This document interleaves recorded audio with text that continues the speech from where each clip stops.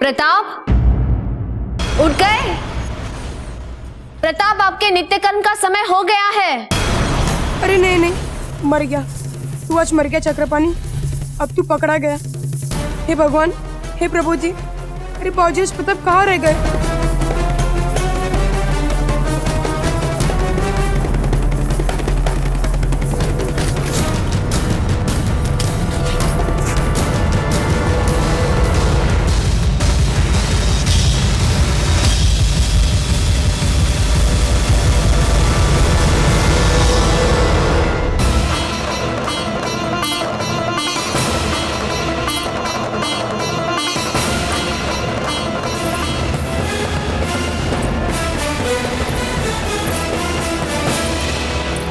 प्रताप, उठ जाइए।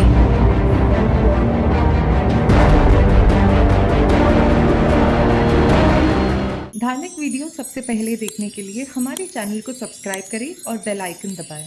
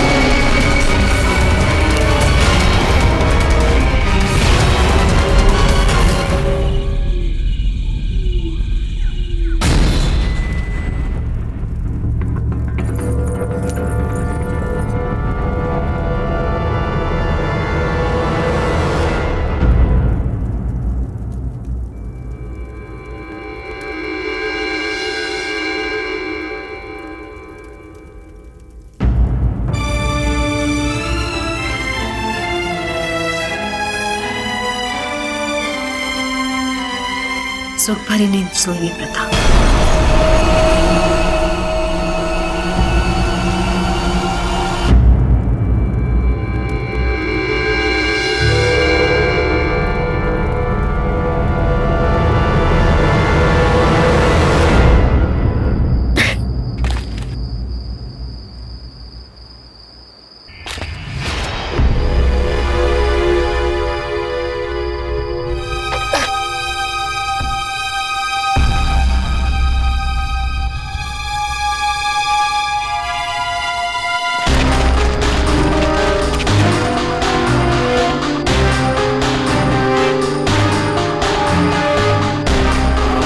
सरदार, भाग नहीं है, ये तो वही ठोक रहा है।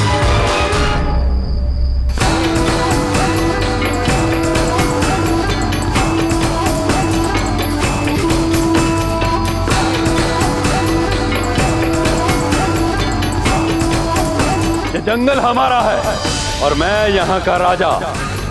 इस बार तो रास्ता काटा, दोबारा आए तो गर्दन काट दूंगा।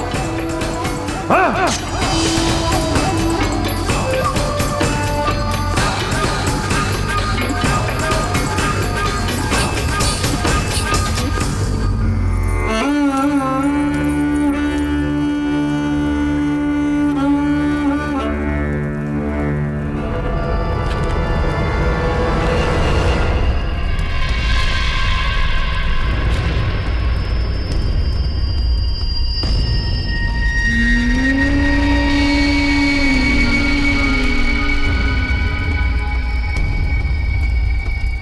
यदि आप हमारा सर काटना ही चाहते हैं तो फिर कम से कम हमारे सर को उस बाघ के लिए प्रलोभन बनाकर उसे मारे। ए छोरे,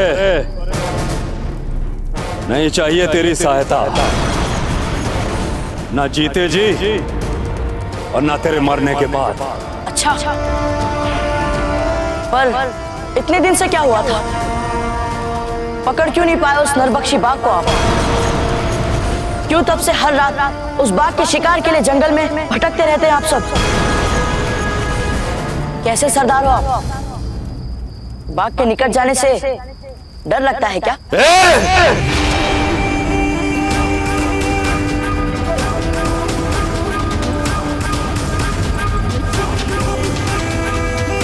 खोल दे इसको।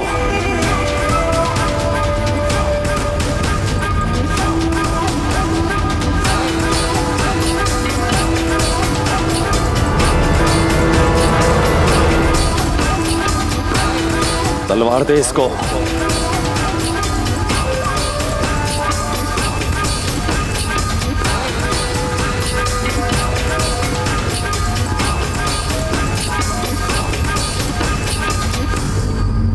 लगता है अब जाकर हम एक दूसरे को भली भांति जान पा रहे हैं।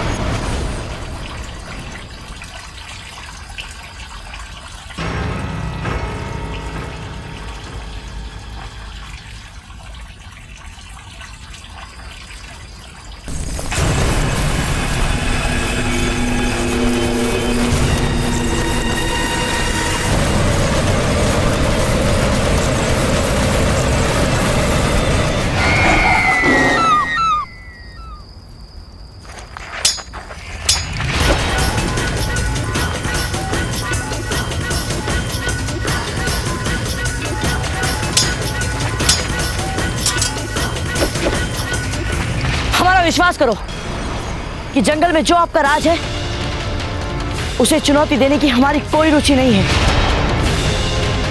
परंतु ये समय की मांग है कि फिर से वो नरबख्शी बाघ किसी भोले भाले नागरिक को अपना शिकार बनाए। उससे पहले हम सबको मिलकर उसका शिकार कर देना चाहिए। ए छोरे, बाघ का शिकार करने के लिए हमें एक बच्चे की सहायता की जरूरत नहीं। भले ही बार बार हमें बच्चा कहते रहो, परंतु लड़ आप इस बच्चे से ही रहे हैं और अपना पूरा सामर्थ्य लगाने के बाद भी इस बच्चे को अब तक हरा नहीं पाया। नरबख्शी बाघ फिर उठा के लेगा किसी को। क्या? हाँ, इसका अंतिम संस्कार सम्मान के साथ किया जाएगा। कम से कम शव के सामने तो ऐसी बातें ना करे काका। उस बाघ का ये शिकार अंतिम शिकार रहेगा काका, क्योंकि हमसे उसके शिकार में हर बार भूल नहीं होने वाली। हमें अपनी और अपने जंगलों की रक्षा के लिए नहीं चाहिए कोई बाहरी लोग। पर आज इसे मैं आपको दे रही हूँ। इसे बांध के मार दीजिए उस नरभक्षी बाघ को। बिल क्या बोलते हैं इस पर आप ध्यान मत दीजिए बाबूजी राज। आप हमारे युवराज हैं। ये लीजिए, लीजिए इस बकरी को। बाबूजी राज प्रताप की जय, बाबूजी राज प्रताप की जय, बाबूजी राज प्रताप की जय।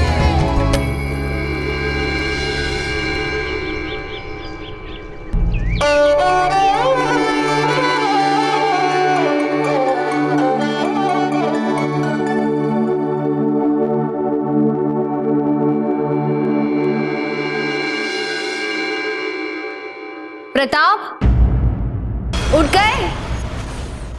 प्रताप, आपके नित्य कर्म का समय हो गया है। अरे नहीं नहीं, मर गया तू, आज मर गया चक्रपाणी। अब तू पकड़ा गया। हे भगवान, हे प्रभु जी, अरे बाबूजी प्रताप कहाँ रह गए?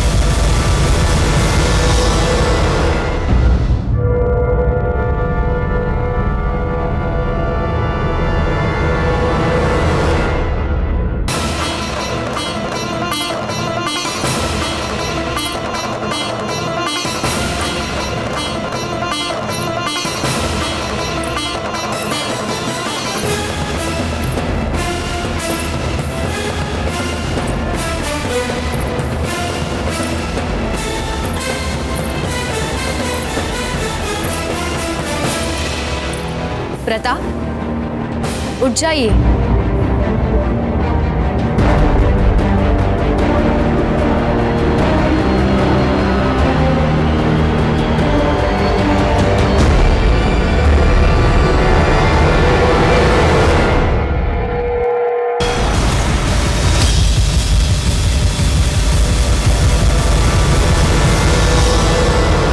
अब तक सो रहे हैं प्रताप? आपका स्वास्थ्य तो ठीक है? कुछ नहीं रानी माँ, हम ठीक है। ये क्या? आपके हाथ में खरोच? कल तक तो नहीं थी। वो रानी माँ, हम वो इस बकरी से आई नहीं है खरोच महारानी सा। बकरी? ये यहाँ क्या कर रही है? हाँ वो रानी माँ, आप हमसे कुछ छुपा रहे हैं प्रताप। आशा ही करते हैं कि आप हमें बिना बताए भागे नहीं होंगे इस कक्ष से। बाहर? कक्ष के बाहर? ये संभव ही नहीं हो सकता महारानी सा, क्योंकि आपने द्वार पे तो ताला लगा दिया था, तो फिर बावजीराज बाहर कैसे जाएंगे? रानी माँ, क्या अब हम अपने प्रातःकालीन नित्यकर्म और वंदना के लिए तालाब जा सकते हैं? किंतु स्मरण रहे, आपको नित्यकर्म करने में कितना समय लगता है इसका अनुमान है हमें। यदि अधिक समय लगा तो हम स्वयं वहां आ जाएंगे। हम अधिक समय लगाएंगे ही नहीं रानी माँ।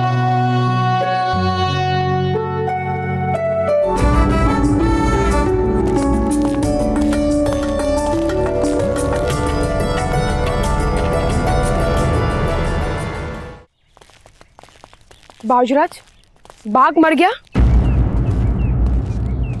नहीं, परंतु आज अवश्य मरेगा। हमें क्या बच्चा समझ लिया है बावजीराज? रानी सबको बाहर जाने भी देगी क्या?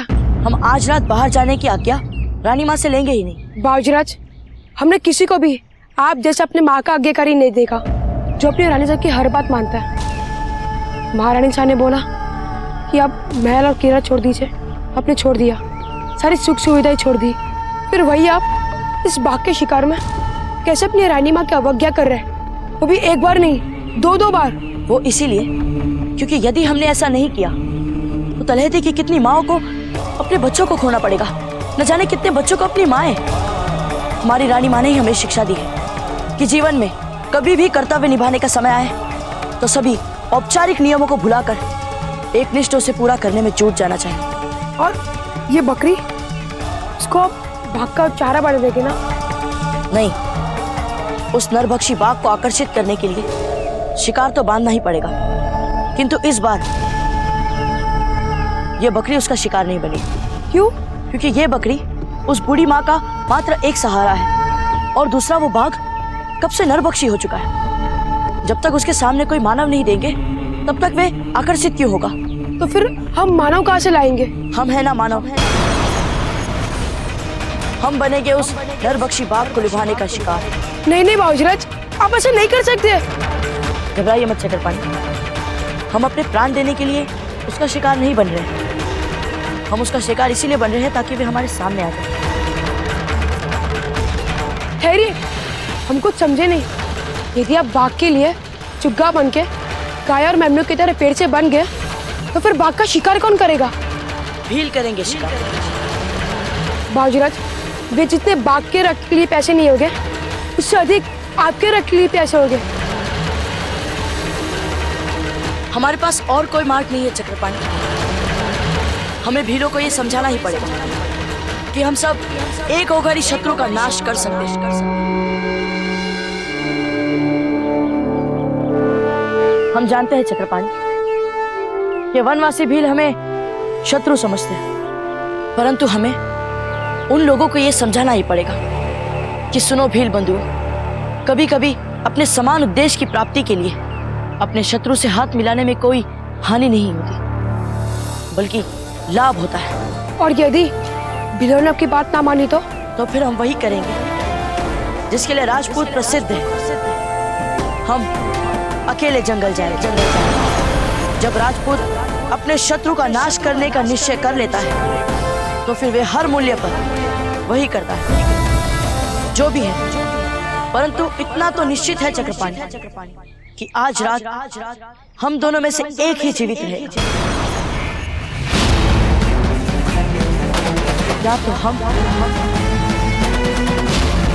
या फिर वो नरभक्षी बाघ।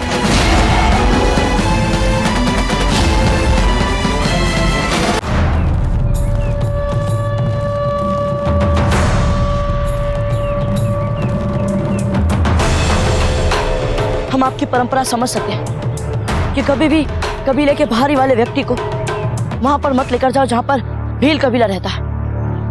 पर यह भी संभव है कि वहां तक पहुंचने वाले हम पहले व्यक्ति हैं। यदि आप हमारे आंख और हाथ खोल देंगे तो फिर हम शीघ्रता से वहां पर पहुंच सकते हैं। और हम आपको ये विश्वास दिलाते हैं कि इससे आपके कबीले की सुरक्षा पर कोई आंच नहीं आएगी। हमारी आंखों की पट्टी खोल दीजिए ना काका। ठीक है, तो फिर हम आपके सरदार से प्रार्थना करेंगे कि अगली बार हमें लाने के लिए कोई ऐसे वीर भेजे जो बोल सकते हो।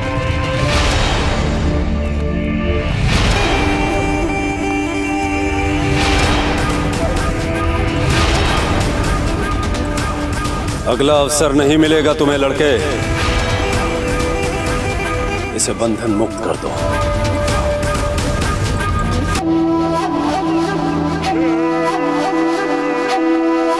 भाग्यशाली हो तुम कि हमारे जंगल के बीचों बीच खड़े हो, और वो भी अभी तक जीवित। बोलो, क्या चाहते हो? हम केवल इतना ही चाहते हैं कि हम सभी मिलकर उस बाघ को मारने का प्रयास करें। बस एक बार वो नरभक्षी बाघ को मारने का अभियान सफलतापूर्वक पूरा हो जाए, फिर हम कभी अवांछित रूप से आपके क्षेत्र में घुसपैठ नहीं करेंगे। हम तुम जैसे राजसी लोगों को भली भांति जानते हैं। तुम्हें क्या लगता है मीठी मीठी बातें करके तुम किसी को भी दबा सकते हो? सत्य आप भी जानते हैं। यदि हमें आप लोगों को अपना प्रभुत्व दिखाना होता तो फिर हम अपने प्राण संकट में डालकर यूं आप लोगों के सामने साधारण बंदी बनकर क्यों आते? हम अफगान और मुगल जैसे आक्रमणकारी नहीं हैं। हम राजपूत हैं, राजपूत। आज तक हमारे परिवार ने कभी भी स्वयं को मेवाड़ का निरंकुश शासक या सत्ता का सर्वोच्च केंद्र बिंदु नहीं समझा। हमने सदा स्वयं को मेवाड़ का रक्षक समझा, बल्कि असली शासक तो एकलिंग जी है मेवाड़। और ये सारी बातें हम केवल कहने के लिए नहीं कह रहे। हमने पीढ़ियों से इस मूल्य पर विश्वास किया है। एक आदर्श राजा वही होता है जो अपने प्रजा के हित को सर्वोपरि मानता है। और निश्चित रूप से आप भी अपने कबीले के साथ यही करते हो। इस समय यहाँ के साधारण जन के सामने संकट नरभक्षी बाघ का है, ना कि मेवाड़ के राज परिवार का।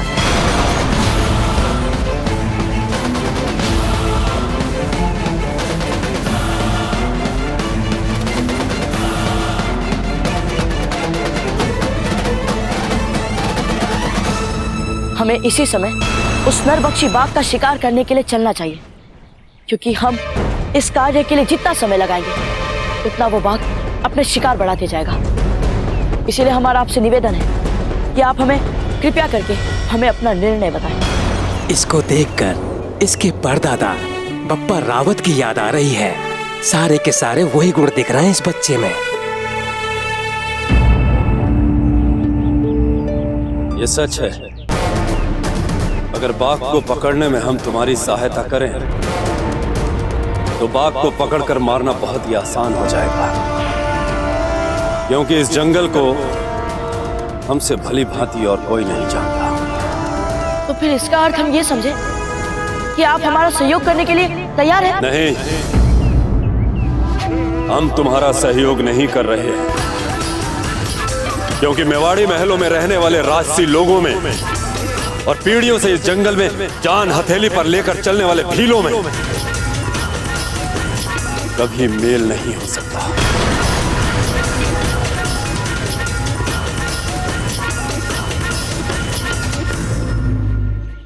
तो यदि आपका ये अंतिम निर्णय है, कोई बात नहीं, हम स्वयं अकेले जाएंगे जंगल उस बाघ का शिकार करने। ऐसे और भी मजेदार वीडियो के लिए हमारे चैनल को लाइक, शेयर और सब्सक्राइब करें।